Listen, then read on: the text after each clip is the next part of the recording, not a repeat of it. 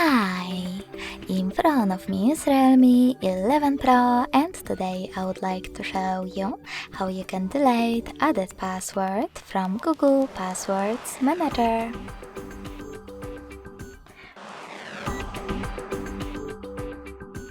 First of all, go into Settings and scroll all the way down to Access Google section. Then tap on your current Google account at the top and make sure that the right one is on.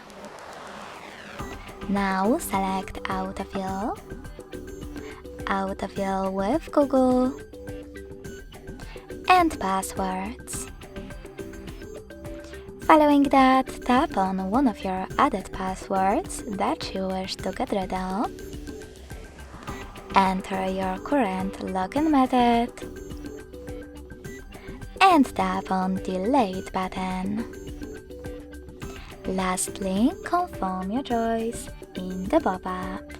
So when I do that, as you can see, my password was successfully deleted. Thanks so much for watching. If you enjoyed this video, don't forget to leave a like, comment, and subscribe. Bye!